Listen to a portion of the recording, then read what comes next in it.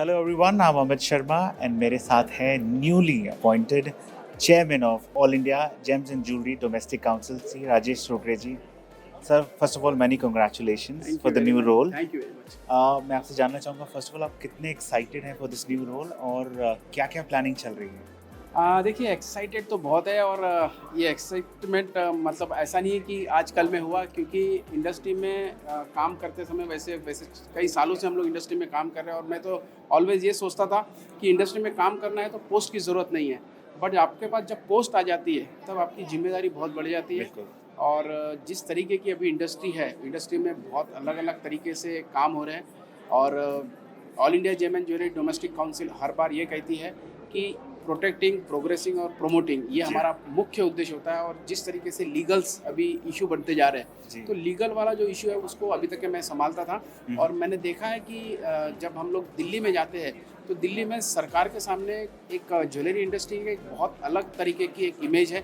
उस इमेज को ब्रेक करके उनको ये बताना पड़ता है कि this industry is now organised. ये हमारे लिए एक बड़ा मसला होता है और धीरे धीरे अब ये ऑर्गेनाइज पूरी तरह से हो गई है। मैं ऐसा बोल सकता हूँ 70% के आसपास ऑर्गेनाइजेशन काफ़ी मजबूती से काम कर रहा है। अभी देखिए पहले के मुकाबले अभी, पहले लोग ऐसी बातें करते थे कि यार इससे क्या होगा, उससे क्या होगा। जब से हॉलमार्क आया है तब से ट्रांसपेरेंसी बढ़ गई है। अब लोगों को ये समझ में आ गया है कि जितना हम ट्रांसपेरेंसी के साथ काम करेंगे, जितना हम लोग लीगली काम करेंगे तो हमारा बिजनेस बढ़ेगा। और ये एक नया चेंज हम लोग ने देखा है।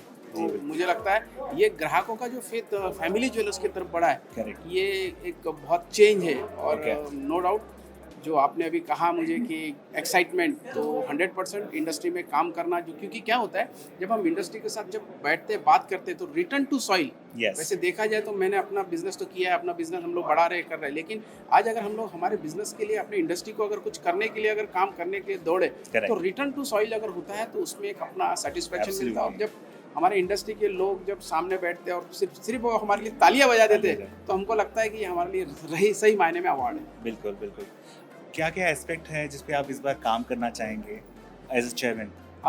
देखिए हम लोग अभी ऑलरेडी जीजेसी के 15-17 प्रोग्राम्स ऑलरेडी चल रहे हैं। आप देखते होंगे तो मंथन हम लोग करते हैं, जीजेएस शो करते हैं, एजुकेशनल प्रोग्राम हमारे चलते रहते हैं। B2C एक्टिविटी जैसे लकी लक्ष्मी हम लोग ने लगातार 2 साल की है। तो लकी लक्ष्मी के लिए आपको ये बताना चाहूँगा कि industry, James and jewellery domestic industry जब काम करती है तो इसमें कभी लॉस भी आता है तब भी वो बेयर करती है। तो एकमात्र इंडस्ट्री है कि इस संस्था है जिसमें अगर किसी प्रकार का अर्निंग होता है तो वो अर्निंग भी इंडस्ट्री को ही रिटर्न दिया जाता है। बिल्कुल। तो ये तो अलग अलग तरीके के हमारे प्रोग्राम है। फेलोशिप टूर हम लोग करते हैं, हम लोग जेननेक्स करते हैं नए बच्चों को। जैसे कि आपको पता है कि हम सबसे युवा अगर कहीं है तो हिंदुस्तान में है। जी बिल्कुल। तो वो युवाओं को एक साथ लाना, जैसे कि हमने दुबई एक बार हम लोग ने लेके गए हैं, तो जितने युवाओं को एक साथ करना ये हमारे लिए एक बड़ा चैलेंज भी था और हमने बाखूबी उसको निभाया। जी बिल्कुल। लेकिन अभी हमारे लिए, जैसे कि आपने कहा कि नया क्या करने जा रहे, तो अभी हमारी इंडस्ट्री ने एक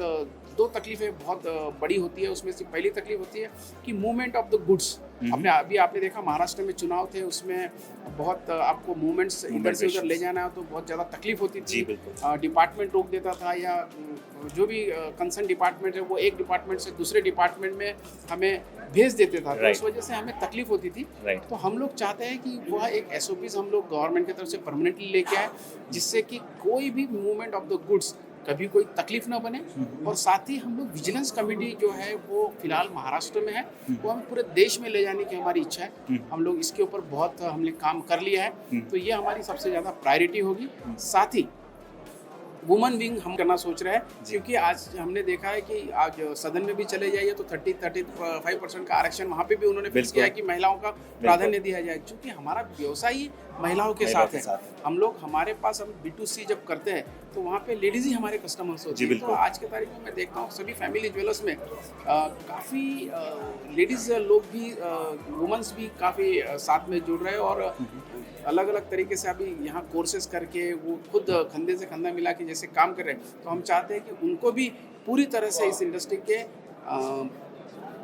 उद्धार के लिए काम किया जाए। तो ये एक हम लोग करने जा रहे हैं। और लीगल में तो नो डाउट ये कभी भी ख़त्म न होने वाली परिस्थिति है, तो लीगल काफ़ी हमें स्ट्रॉन्ग करना है, तो वो भी हमारे लिए एक चैलेंज ही है। राइट। आपके जिस पहले संयम जी थे जिनके साथ आपने काफ़ी क्लोजली काम किया है, आशीष पेटी जी थे जिन्होंने एक डायरेक्शन दिया जीजीसी को, Right. The show came into existence. Right. काफ़ी बड़ा एक प्रोफाइलिंग है एज अ चेयरमैन का।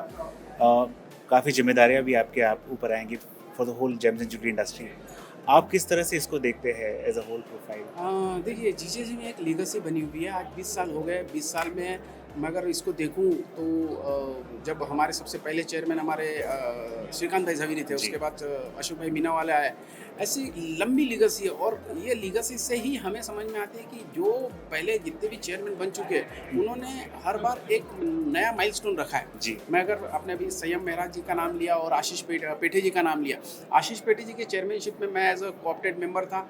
मैंने देखा उन्होंने किस तरीके से काम किया, तभी जीजे शो लॉन्च हुआ था। Yes. और जिस तरीके से जीजे शो प्लस पूरे इंडस्ट्री में एक नया रिवैम्प करके लेके आए संयम मेहरा। Yes. तो जीजेसी को एक बहुत ही ऊपर स्तर पे उन्होंने लाया है। जी। और उनके अंडर में काफ़ी मैंने सीखी चीज़ें, भले ही वो मेरे से उम्र में कम थे, लेकिन बावजूद उनको जो काम करने का जज्बा था, जो काम करने की तरीका था, जो जी। उनका एग्रेसिवनेस था। Yes. मतलब नाम तो उनका संयम था लेकिन किसी में भी संयम नहीं था काम करने में। तो उन्होंने जो काम किया, उन्होंने जो एक माइलस्टोन बनाया, उसके उन्होंने वो बेंचमार्क बनाया, उस बेंचमार्क से ऊपर बढ़ के काम करना, जी। यही हमारे लिए एक बड़ा चैलेंज भी बोल सकता हूँ। और जी। ये हमारे लिए गौरव की बात है कि एक हमारे लिए सेटेड है, उसके ऊपर हम क्या कर सकते हैं उसके लिए हम लोग ने ऑलरेडी एक मंथन कर चुके हैं। Okay. और आपको जानकर खुशी होगी कि अभी मेरे साथ मेरे टीम में वाइस चेयरमैन अविनाश गुप्ता जी भी है। जी।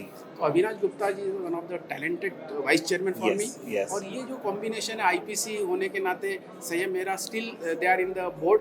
Yes. मैं एज अ चेयरमैन वहाँ हूँ और वाइस चेयरमैन भी अविनाश गुप्ता जी हमारे साथ जी। है। और आपने देखा होगा 7 नए बोर्ड मेंबर भी चुन के आए हैं। जी। तो चेन्नई से भी है, देहरादून से भी है, गुड़गांव से भी है, Yes.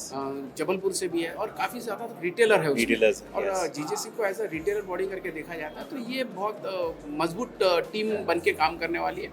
और कल ही हमारा पहला बोर्ड हुआ है। हमने पहले Alright. बोर्ड में काफ़ी चीज़ें डिस्कस भी की है। जी। और मुझे लगता है कि आने वाला जो 2 साल है उसमें हम लोग बहुत मेहनत से काम करने वाले हैं। जो भी हमारे जितने भी पास्ट चेयरमैन ने हमें जो सिखाया है, जो हमें उन्होंने बताया कि किस तरीके से इंडस्ट्री देखती है हमारे तरफ। जी। क्योंकि as a parent body, as a apex body, as a अगर कोई प्रोटेक्शन के लिए कोई है तो केवल और केवल जीजेसी है। ऐसा देखते हुए वो जब देखते हैं तो उसको खरा उतरना कसौटी पे, ये Yes. हमारा मुख्य ध्येय है और हम लोग ये पूरी तरह से करेंगे। बिल्कुल बिल्कुल। And once again many congratulation for this new Thank you role. very much, Sharma and ji. Before we end this, 2 line आपसे सुनना चाहूँगा जिसके बिना ये इंटरव्यू कंप्लीट नहीं होगा। बिल्कुल, मैं यही कहूँगा कि जब जब कागज़ पे मैंने लिखा जीजेसी का नाम, जब कागज़ पे लिखा मैंने जीजेसी का नाम, दिल ये बोल गया हो गया आपके चारों धाम। Very nice, very Thank you very thank you much. So much, thank Thank you so you. Much.